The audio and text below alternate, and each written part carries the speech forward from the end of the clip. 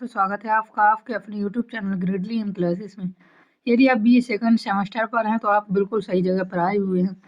BA second semester पर जो भी छात्र हिस्ट्री ऑफ मेडिवल इंडिया लिए हुए हैं, जो कि 1206 से 1757 तक है, उसके लिए ये वीडियो मोस्ट इम्पोर्टेंट होने वाला है।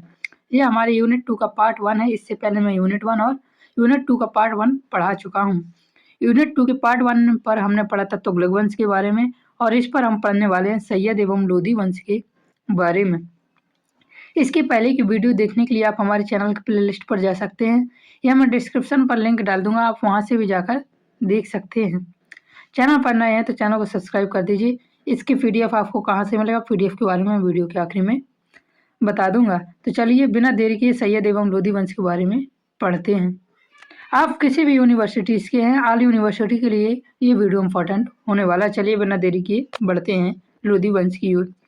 आज का हमारा टॉपिक होने वाला है सैयद वंश एवं लोधी वंश। इस पर हम सैयद वंश एवं लोधी वंश के बारे में पढ़ेंगे। दिल्ली सल्तनत के इतिहास में तुगलक वंश के पतन के बाद का काल अत्यंत महत्वपूर्ण माना जाता है, क्योंकि यही सल्तनत का अंतिम चरण था। दिल्ली सल्तनत, तुगलक वंश, इससे पहले विजय सल्तनत का अंतिम चरण है। अब तुगलक सैयद वंश एवं लोधी वंश के बाद दिल्ली सल्तनत पूर्ण रूप से समाप्त हो जाएगी। इस काल में दो वंशों ने शासन किया, सैयद वंश और लोधी वंश ने। आगे देखते हैं। इस समय दिल्ली सल्तनत राजनीतिक रूप से कमजोर हो चुकी थी। केंद्रीय सत्ता ढीली पड़ गई थी। अमीरों और सरदार शक्तिशाली हो गए थे। जब किसी राज्य का सरकार कमजोर हो जाता है राजनीतिक रूप से, तो वहाँ पर अमीर और सरदारों का संगठन हो जाता है। यहाँ पे अमीर और सरदार शक्तिशाली हो गए थे।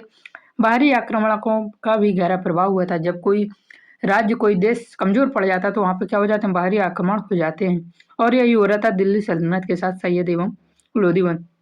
तुगलक वंश वहाँ से समाप्त हो जाता है। इसके पहले वाली वीडियो में मैंने समझाया हुआ है। 1526 ईस्वी में दिल्ली सल्तनत का अंत हो गया और भारत में मुगल शासन की स्थापना हुई। मुगल शासन हम यूनिट 3 से पढ़ेंगे। चलिए सैयद वंश और लोधी वंश को देखते हैं गहराई से। सैयद वंश ने 1414 से 51 तक शासन किया है। याद रखना बहुत इंपॉर्टेंट है। पूछा जा सकता है सैयद वंश ने कब तक शासन किया, तो 1414 से 1451 तक किया।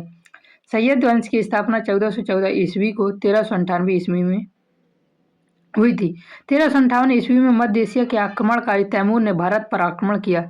इस आक्रमण से दिल्ली पूरी तरह तबाह हो गए और तुगलक वंश की शक्ति लगभग समाप्त हो गई थी।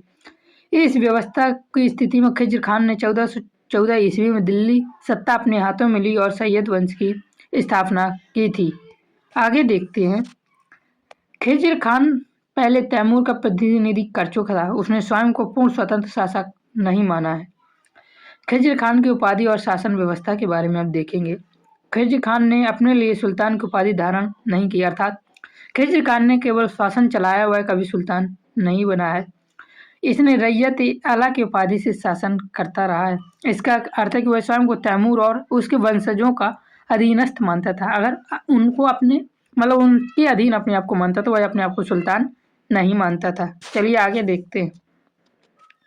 वह तैमूरी शासक को नियमित रूप से राजस्व कर भेजता था। इससे स्पष्ट होता है कि सैयद वंश का शासन पूरी तरह स्वतंत्र नहीं था और दिल्ली सल्तनत की शक्ति बहुत सीमित रह गई थी। अब आगे देखते हैं सैयद वंश के शासकों के बारे में डिटेल से। सैयद वंश के शासक, पहला शासक था खिज्र खान, जो 1414 से 21 तक शासन करता रहा। खिज्र खान सैयद वंश का संस्थापक था। उसने केवल दिल्ली और आसपास के क्षेत्रों तक सीमित था। अमीरों और सरदारों के सहयोग से शासन करता था।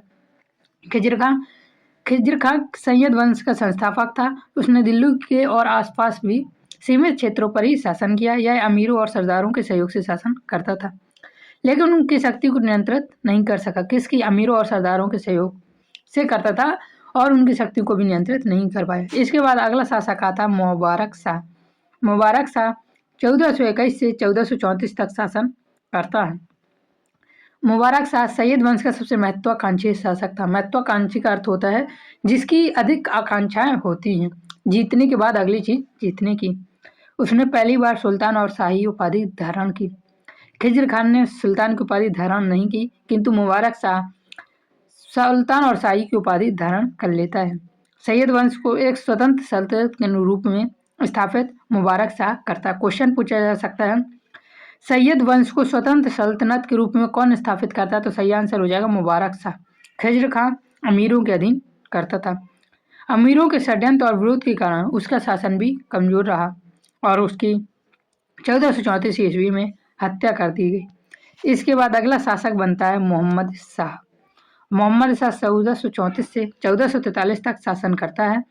यह एक कमजोर और अयोग्य शासक सिद्ध हुआ। उसके शासनकाल में अमीर और सरदार अत्यधिक शक्तिशाली हो गए, प्रशासनिक नियंत्रण और अधिक कमजोर हो गए, विद्रोह और अव्यवस्था बढ़ गई। मोहम्मद शाह ने शासन तो काफी समय तक किया, किंतु एक कमजोर और अयोग्य शासक सिद्ध हुआ। अमीर और सरदार अत्यधिक शक्तिशाली हो गए, प्रशासनिक नियंत्रण और अधिक कमजोर हुआ, विद्रोह और अव्यवस्था बढ़ चुकी थी। आगे आता है अलाउद्दीन आलम शाह। अलाउद्दीन आलम शाह सैयद वंश का अंतिम शासक था। वह शासन करने में भी बिल्कुल रुचि नहीं रखता था।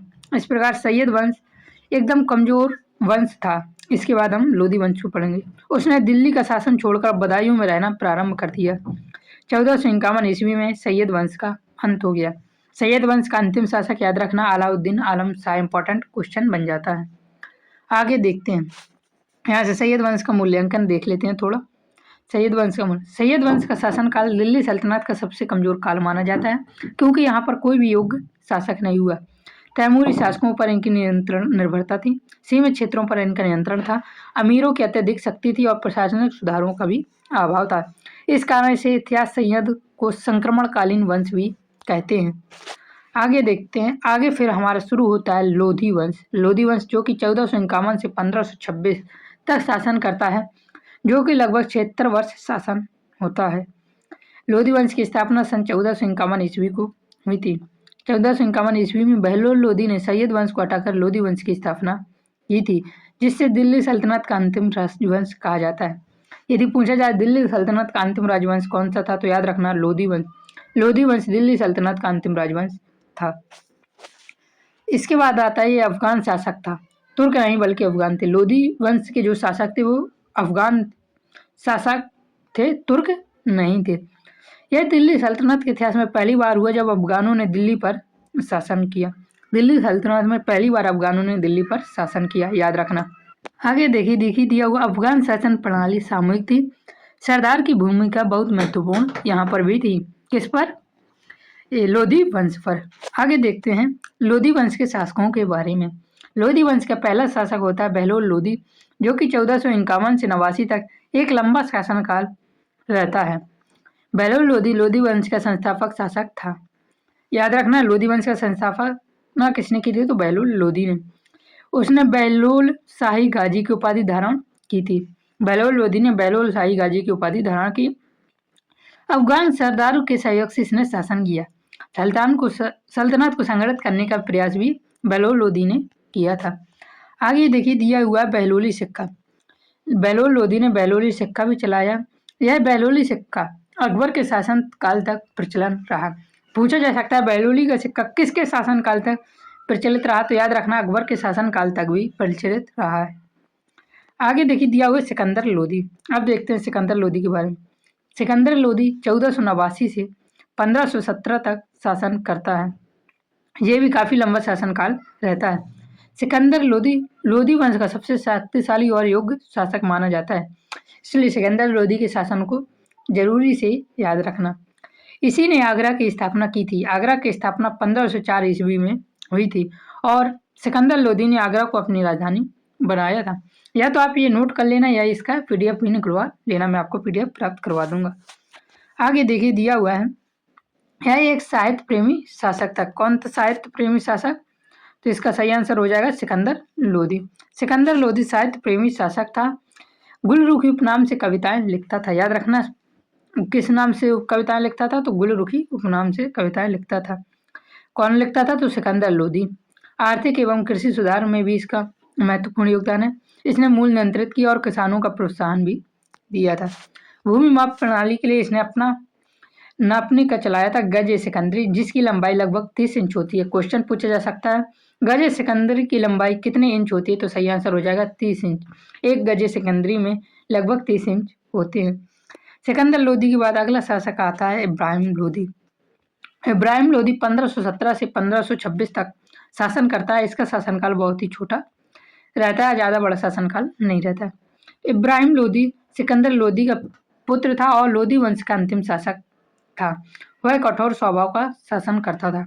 पूछा जा सकता है लोदी वंश का अंतिम शासक कौन था, तो सही आंसर हो जाएगा इब्राहिम लोदी लोदी वंश का अंतिम शासक था, जो कि बहुत ही कठोर स्वभाव का शासक था। अफगान सरदारों की शक्ति कम करने का भी इसने प्रयास किया था। इससे सरदार उससे नाराज हो गए और उसके विरुद्ध षड्यंत्र रचने लगे। आंतरिक फूट के कारण सल्तनत कमजोर हो गई और 1526 ईस्वी में पानीपत का प्रथम युद्ध हो जाता है, जो कि बाबर और इब्राहिम लोदी के बीच लड़ा जाता है। हमारी जो अगली यूनिट होगी, तीसरी यूनिट, वो बाबर से ही रिलेटेड होगी। तो सारे चैप्टर एक दूसरे से कनेक्ट होंगे, इसलिए सारे चैप्टर को अच्छे से पढ़ना। 1526 ईस्वी में पानीपत का प्रथम युद्ध हुआ और यह बाबर और इब्राहिम लोदी के बीच हुआ था। इब्राहिम लोदी युद्ध में मारा गया और लोदी वंश का यहाँ से अंत हो गया और दिल्ली सल्तनत भी समाप्त हो गई। अब यहाँ से बाबर का शासन शुरू हो जाएगा, जो कि हम अगली यूनिट पर पढ़ेंगे। आगे थोड़ा और देखिए, यहाँ से भारत में मुगल काल की स्थापना हुई और ये चैप्टर हमारा समाप्त हुआ। चलिए इसका निष्कर्ष कंक्लूजन और देख लेते हैं। सैयद और लोदी वंश दिल्ली सल्तनत के अंतिम शासक वंश थे। दिल्ली सल्तनत का अंतिम वंश लोदी वंश था और सैयद वंश एकदम कमजोर यानी संक्रमणकालीन वंश था। सैयद वंश कमजोर और निर्भरता का प्रतीक था, जब लोदी वंश ने सल्तनत को कुछ समय के लिए मजबूत किया। सैयद वंश बिल्कुल ही कमजोर शासक था, लोदी वंश ने सल्तनत को काफी हद तक मजबूत रखा था। आंतरिक संघर्ष, अफगान सरदारों के संतुष्टि और बाहरी आक्रमणों के कारण अंततः 1526 ईस्वी में दिल्ली सल्तनत का अंत हो गया और दिल्ली सल्तनत के अंत होते ही मुगल काल शुरू हो जाता है, जो कि बाबर से शुरू होता है। दिल्ली सल्तनत का अंत तलवार से नहीं बल्कि आपसी फूट से हुआ है। यहाँ से दिल्ली सल्तनत का अंत हो जाता है। यदि आप इस सभी की पीडीएफ चाहते हैं तो पीडीएफ के लिए आपको हमारे टेलीग्राम चैनल से जुड़ना होगा। उसके लिए आपको हमारे यूट्यूब पर बायो पर लिंक मिलेगा, उस लिंक पर जाकर आपको हमें मैसेज करना होगा और पीडीएफ के एक्सेस के लिए आपको 9 रुपये का पेमेंट करना होगा। 9 रुपये का पेमेंट करते हुए हमारे चैनल पर जितनी वीडियो डल चुकी है या आने वाले समय पर डलेंगे, सारे वीडियो का एक्सेस आपको मिल जाएगा। सारे पीडीएफ आपको मिलेंगे, इसी प्रकार रंगीन पीडीएफ होंगे। जय हिंद, जय भारत। चैनल पर नए हैं तो सब्सक्राइब जरूर करें। राधे राधे।